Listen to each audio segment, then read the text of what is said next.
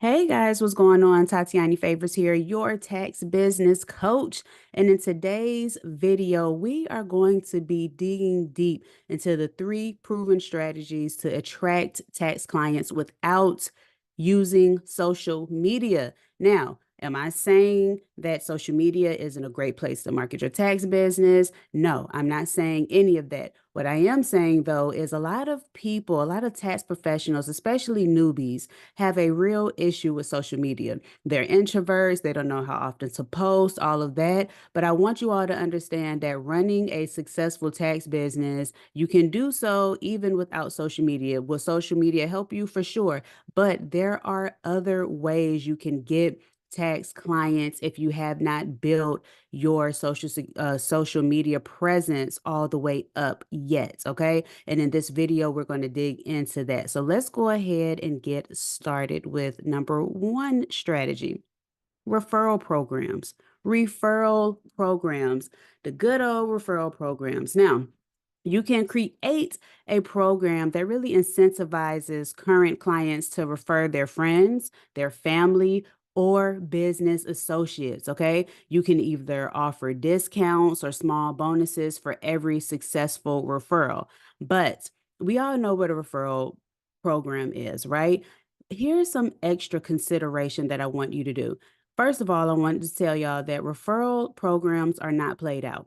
Okay, a lot of people, I run into that. I don't know who told y'all referral programs are played out, but maybe the typical way of offering a referral program or a non thought out referral program, an unintentional referral program might be played out. But here is some extra consideration that I want you all to let marinate, if you will, because the real reason that why most referral programs aren't successful isn't because you're not offering great things. You know, people offer elaborate bonuses, TVs, trips, all of that.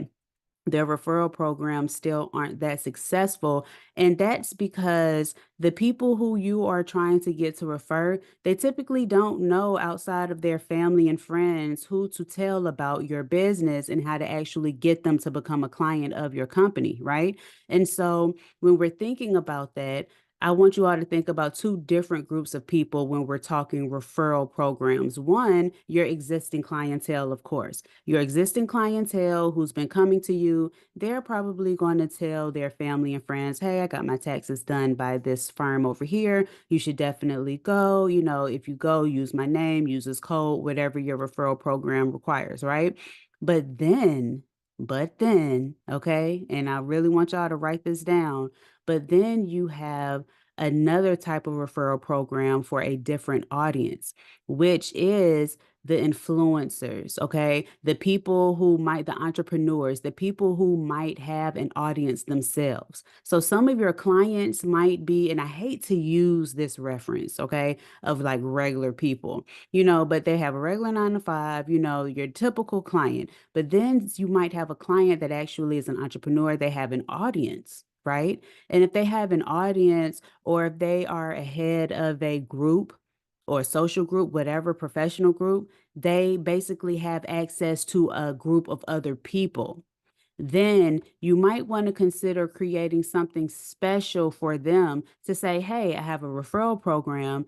And if you refer XYZ amount of people, then you can either break them off with a percentage, you can, really make it worth their while. But for people like that who will be reaching out to their non-family and friends or who might be reaching out to another audience, you will want to actually create something for them. Okay. Create a blurb, something that they can actually say, something no more than 4 sentences that they can simply either post on their social media or say to their group that they're overseeing that would be appealing to their audience, right? You give them what to say already. Okay. Now, yes, this will require you to sit down somewhere and customize it for each specific client depending upon their audience, but it's definitely worth it. It's definitely worth it. You can use Chat GPT, to create an appealing referral program for this as well, to help you really iron it out, to really help you make sure that it's something mutually beneficial for you and the people who will be referring clients to your tax firm. Okay. So do that. Referral programs, just don't slap something together. Just don't go to your local Walmart and buy a whole bunch of gift cards and stuff. Really think about how this program can be appealing. And then for those people who have audiences, create something for them to pass on to their audience. So you're getting your point across. Okay. The second strategy is freelance marketplaces. Two of the most popular are Fiverr and Upwork. Okay. Both of them are .com. And what you can do is you can create a profile on Fiverr, you can create a profile on Upwork, and you become what they call a gig worker, GIG, a gig worker, which is essentially a freelance worker. Okay. Now, when you go to Fiverr, if you're not familiar with these places, there are people who are looking for work and there are people who are looking for workers. Okay. And you can sign up to go to either. So you might go to Fiverr if you need a graphic design. You might go to Upwork if you need a virtual assistant. Okay. But on the flip side, you can actually create a profile as a tax professional and have people find you. So when you are on these freelance marketplaces, when people go there to find a tax preparer, because they do, they go there to find tax preparers for various reasons, specific taxes, sales tax, income tax, corporate returns, individual, even, bookkeeper, whatever. People go to these sites to fulfill a need that they have. And of course, tax preparation is a need. So there are a lot of people who are going to these marketplaces to find a tax professional. Well, you can set up a profile and you can be one of the people that they consider. Okay. So you're putting yourself in a position where people can find you, but also you can, as a worker on these freelance marketplaces, you can actually search for people who are looking for you. You can go and search for people who are looking, especially on Upwork. You can. I'm not sure about Fiverr. I know you can have a profile, but Upwork, you can actually find someone because people will post jobs there. People will say, okay, hey, looking for a tax preparer. I'm behind 2 years, need someone to file my 2022 and 2023 tax return. And then you'll have people who actually apply to get that contract. You can apply to get that contract. You can write the person a message. That's another way how you can really find business and find additional clients. Okay. So if you're too scared to post on social media or whatnot, spend some time on these freelance marketplaces, really putting yourself out there, making sure that you have your profiles nice and good. And I would say, here's a little game, okay? Because a lot of people, like me, I will go to Upwork to find, I found my virtual assistant on there. I found some people to cut some shorts and some reels and things for me, to cut my, for my courses, to cut my courses and all of that. I found, people who I've hired permanently on from Upwork and all of that.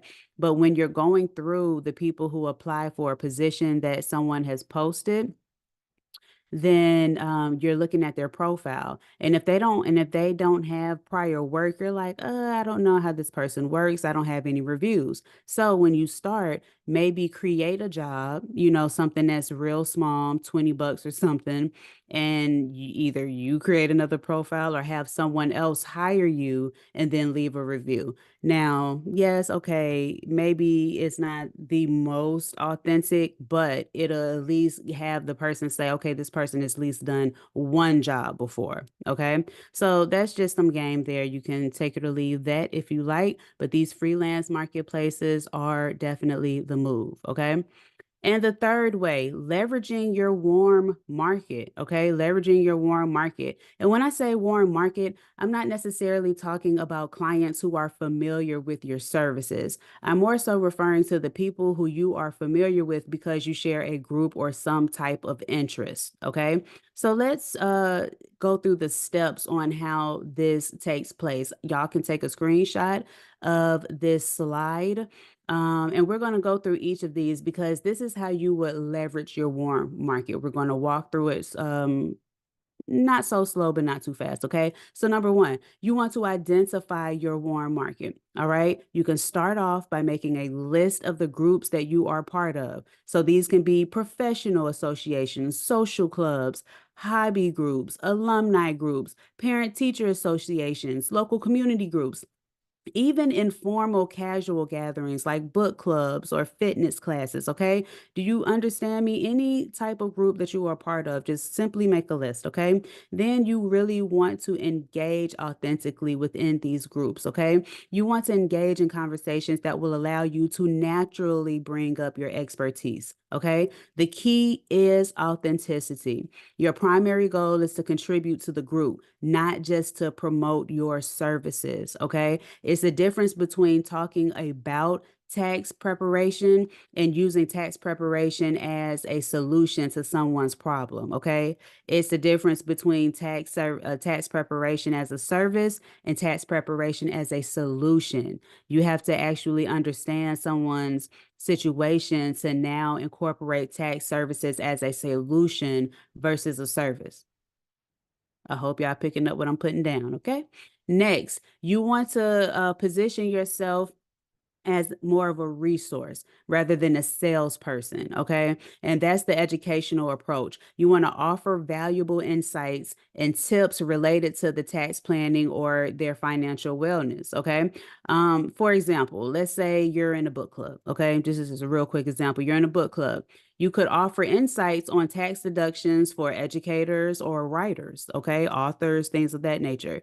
You see what I'm saying? So you're making, you're taking an educated approach to this. You're being very intentional. Next, you can organize many sessions within that group. Okay. So you can offer to host, short informal sessions on topics such as, understanding your taxes or tax tips for small businesses or, things of that nature. These can even be Facebook groups. Okay. But I kind of wanted to stay away from social media. So we're going back to the all of the different types of personal professional groups that I mentioned earlier. Okay.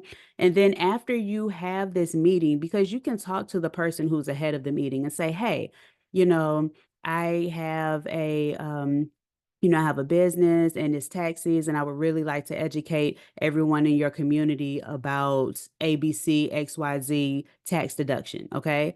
And that person will probably say, yeah, and so now you have an opportunity to stand in front of people that you share a group with, okay, and educate them on things, and guaranteed you're going to get some clients from that, okay? Everything doesn't have to be a money play in the beginning because it leads there. Because people do business with people they like. People do business with people they like. People do business with people they like. So getting into these professional groups, these personal groups, okay? There's already a level of trust there. When you start to educate them and they get to know you both personally and as a business person, it's not a huge jump then for them to become your client. Okay. All right. So I really want you all to understand that. Next, you can utilize personal stories. Okay. You can share relevant personal stories or experiences that highlight your skills and success in handling tax related matters. Okay.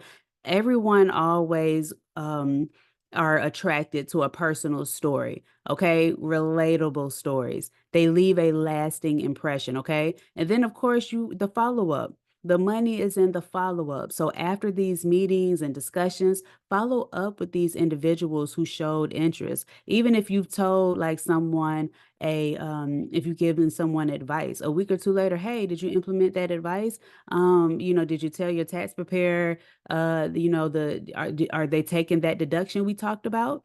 Just following up because they could become your tax client. Okay. So, you want to make sure you're following up. Then, of course, you can encourage them to refer you. We talked about referrals again. You can ask these people for referrals too. You can always encourage the satisfied clients from these groups to spread the word within the group. Even if they don't come to you because they are super loyal to who they've been with for the past 15 years, because that's the thing, they can still vouch for you and send people your way. They just don't want to falter on their allegiance to their existing tax professional. So it's you miss 100% of the shots you don't take. Okay. Always ask for the referral. And while we're here, always ask for a review too. Okay. Now, building trust through consistency. Okay. Building trust through consistency. You want to consistently offer valuable advice and maintain a positive presence in these groups, not just a one-time thing. So if you get a chance to get in front of these people, start making it a monthly thing, a quarterly thing, to where, okay, maybe they didn't become your client this year, this season, but if they see you consistently enough and you're constantly adding in value and all of that, it reinforces your reputation, and people will start looking at you like a reliable tax professional, and they will eventually come be your tax client. Okay. So be consistent with it. Don't just do one-offs and say, oh, it didn't work, I'm not going to do it again. Be consistent with it. And then, of course, I would be remiss if I didn't acknowledge this fact: respect the group dynamics. Okay. You have to be mindful of the group's primary purpose. Okay. And ensure that your tax related discussions and offers are appropriate and they are welcomed. Okay. You want to avoid the overly sales pitches. Okay. They might be a little off putting in social or casual group settings. Okay. So you don't want to be all in the book club, like, and by the way, again, follow these lists. You won't go wrong. By leveraging your existing social and professional networks, you can tap into a warm market where trust and common interests are already there. Okay. That's exactly where you want to be. And that's why we call it your warm market. Okay. So let's do a brief recap of the things that we talked about, the strategies on how you can get tax clients without posting on social media. One, create a referral program. Okay, you can go to ChatGPT. It'll probably create a fantastic referral program, be as specific as possible so you can get a customized response. If you put general information into something like a ChatGPT or a Bard, or whichever one you use, it's going to give you a basic response. Okay, so be as specific as possible, tell it exactly what you want so it can spit you out something that's very effective and customizable. Okay. Next, freelance marketplaces. So those are the Fivers and the Upworks of the world. Create a profile, go look for business, but also make sure that people can find you. Okay. And then, of course, leverage your warm market. Are you into any type of social groups, professional groups, personal groups? Okay. There's no reason why in these groups you're not the premier tax preparer. Okay? Why not?